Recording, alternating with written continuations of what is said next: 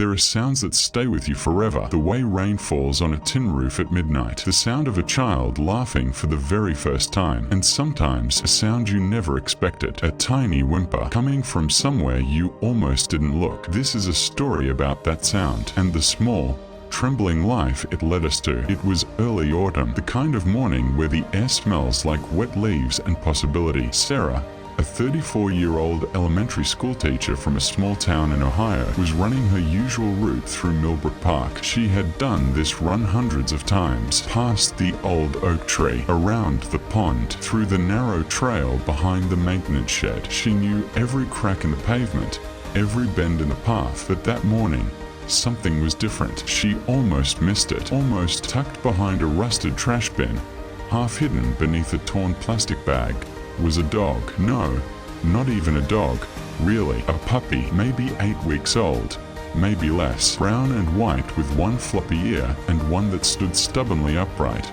as if trying to hear the world better. His ribs showed through his thin coat. His eyes, big, dark, and completely exhausted, looked up at her, and despite everything he had clearly been through, despite being cold and alone and hungry and afraid, he wagged his tail just once, slowly, as if to say, "I see you. Please don't walk away." Sarah stopped running. She crouched down, pulled off her jacket, spoke in the softest voice she had. "Hey, little guy. Hey, it's okay. I've got you." He flinched at first, shrank back slightly, but then, perhaps because kindness has a frequency that even the most frightened heart can recognize, he took one small step forward, then another, until his tiny nose bumped gently against her hand. She wrapped him in her jacket and held him to her chest. She could feel his heartbeat, rapid and fragile, like a hummingbird's wing. She didn't finish a run that morning. Sarah rushed into the nearest animal clinic. Dr. Marcus Webb, a veterinarian of 22 years who had seen animals in every possible condition, took one look at the puppy and quietly stepped out to gather supplies. Dehydration, mild hypothermia, a small cut on his left paw, underweight,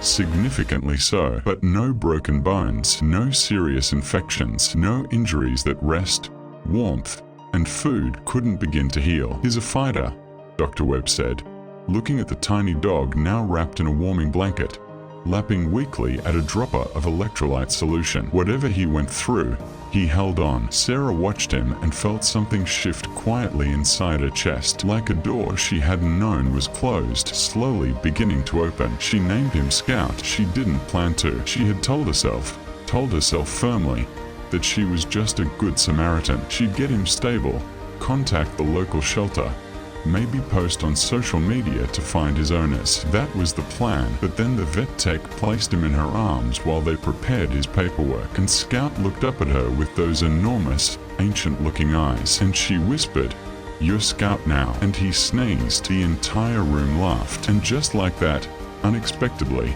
completely, wonderfully, Sarah had a dog, or maybe, more accurately, Scout had found his person. The first night was the hardest. Sarah set up a little bed for Scout in the corner of her kitchen, a cardboard box lined with an old fleece blanket, a ticking clock wrapped in cloth tucked beneath it to mimic a heartbeat. She had read about this trick once, something about helping puppies feel less alone. She turned off the lights and went to bed, and for approximately 4 minutes, it was silent. Then, softly at first, then not so softly, Scout began to cry. She tried everything. She tried speaking to him from the doorway. She tried leaving the hallway light on. She tried placing one of her worn t-shirts in his box so he could smell her presence. Nothing worked. Finally, at 2:15 in the morning, Sarah dragged her pillow and a blanket to the kitchen floor, lay down beside Scout's box, and put her hand inside so he could feel her warmth. Within 2 minutes,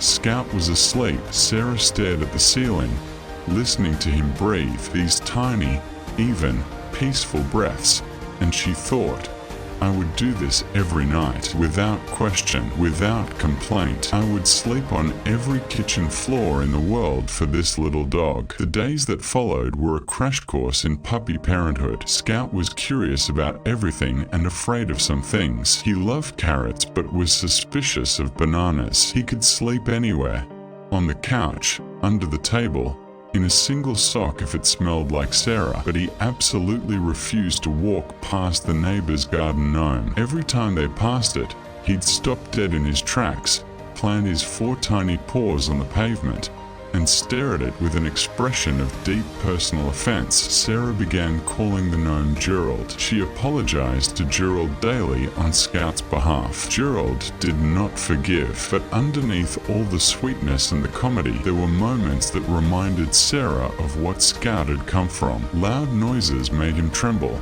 A dropped pan, a car backfiring, thunder. He would press himself against Sarah's legs and go very still, as if trying to become invisible, as if silence and stillness were the only safety he'd ever known. If she moved too quickly, sometimes he'd flinch, even when she was just reaching down to pet him. Those moments broke something open in her, a tenderness so fierce it almost hurt. She learned to move slower, to announce herself, to let him come to her whenever he needed space, to never ever rush the trust of a creature who had every reason not to give it. 3 weeks in, something changed. Sarah was sitting on the porch, coffee in hand, watching the leaves fall, when Scout, unprompted, unasked, climbed up onto the bench beside her and placed his head on her lap. Not because he was scared, not because he needed something, just because he wanted to be close to her. She set down her coffee very carefully, and she sat absolutely still so she wouldn't disturb him. And she cried,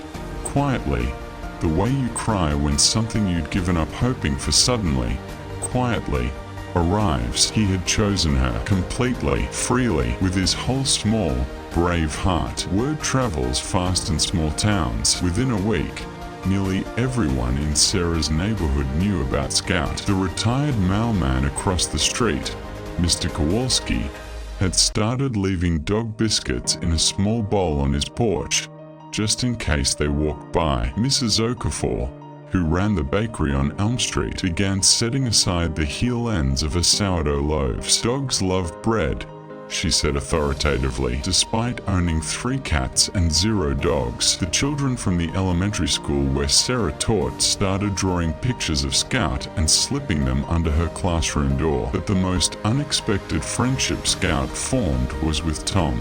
Tom Adler was 71 years old. He had lived alone in the blue house at the end of Sarah Street for the past 6 years, since his wife Margaret had passed, and his children had grown and scattered across the country. He was quiet, polite, and almost entirely invisible to the rest of the neighborhood. He had a small garden and a large telescope and a weathered mailbox shaped like a barn, and every morning he walked to the end of his driveway, collected his newspaper, and walked back in. That was it. That was Tom's world. The first time Scout saw Tom, he did something he had never done with any stranger before. He pulled toward him. Sarah let the leash go slack. Scout trotted right up to the edge of Tom's property line, respectful, as if he knew there were invisible rules, and sat down and looked up at Tom. Tom stared at him for a long moment. Then he crouched down slowly, his old knees creaking,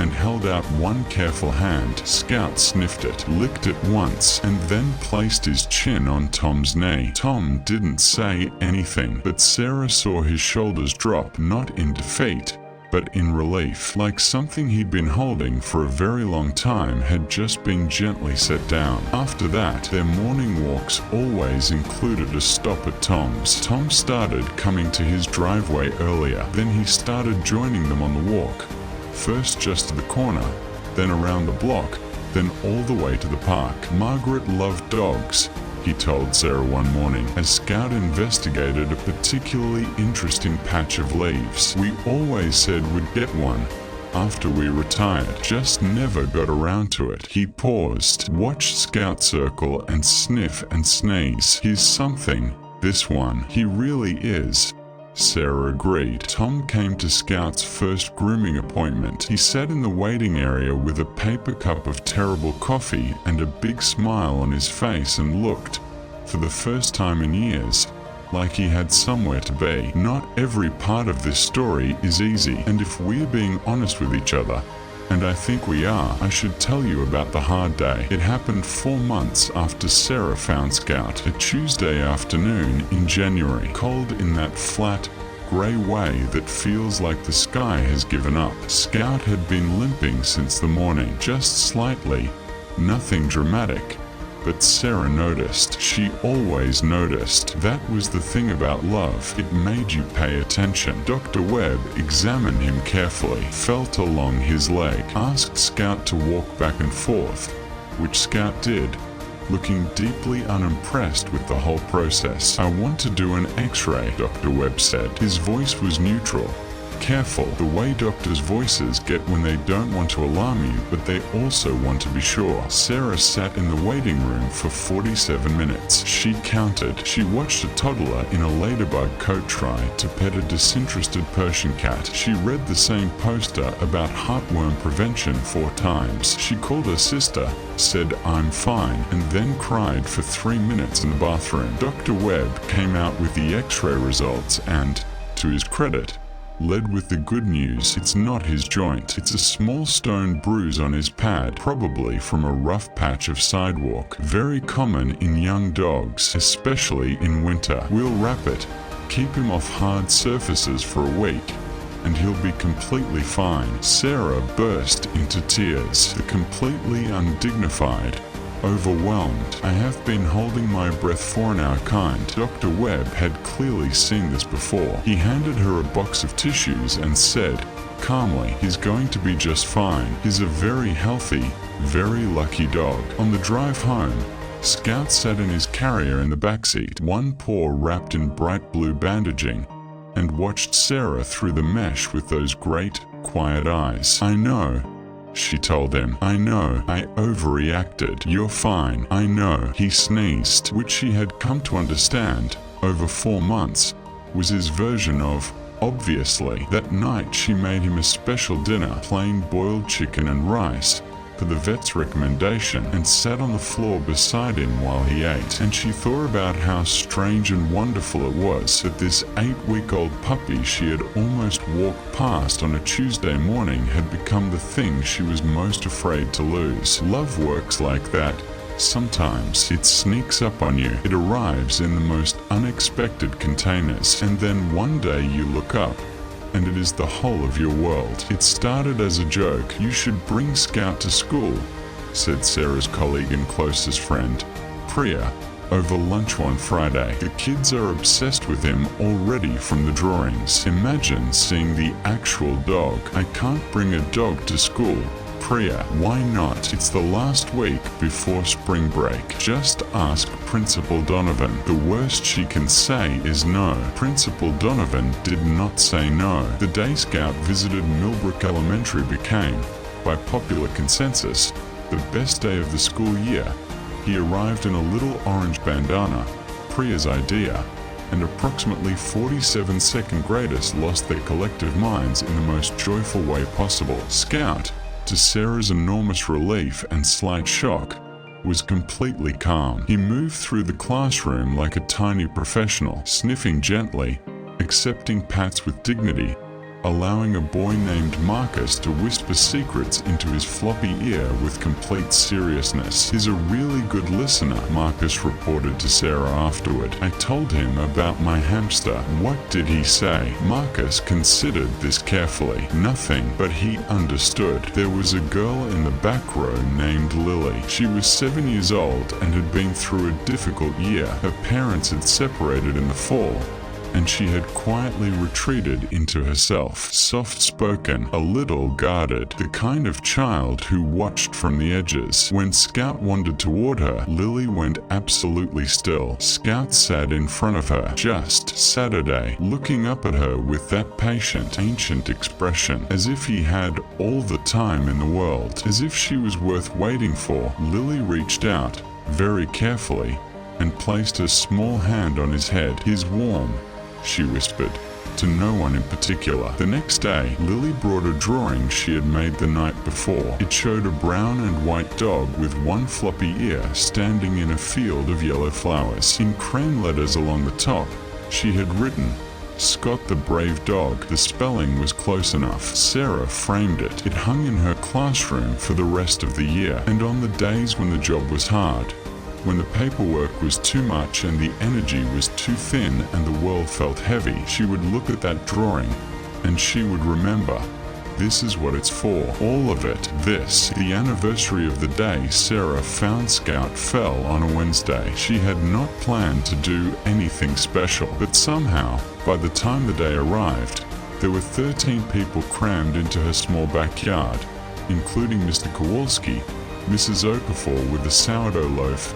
Priya, Dr. Webb, and his teenage daughter, Tom, who had brought Margaret's old recipe for dog-safe peanut butter treats, and Lily's mother, who had reached out to Sarah months earlier to say that Lily talked about Scout almost every day. There was a banner. Priya had made it. It said, "Happy Gotcha Day, Scout." There were streamers. There was a cake, both a human cake and a dog-safe cake made of carrot and apple, shaped like a bone. Scout sat in the middle of all of it, surrounded by people who had come, in one way or another, to love him. His ears were alert. His tail was a blur. He was wearing a party hat, reluctantly, but wearing it nonetheless. Sarah stood at the edge of the yard and looked out at this strange, unexpected, beautiful gathering. These people who had been brought into her life, or closer to her, because of a brown and white puppy with one floppy ear and an inexhaustible willingness to trust. Tom appeared beside her. He had a cup of lemonade in one hand and an expression that she had never seen on him before.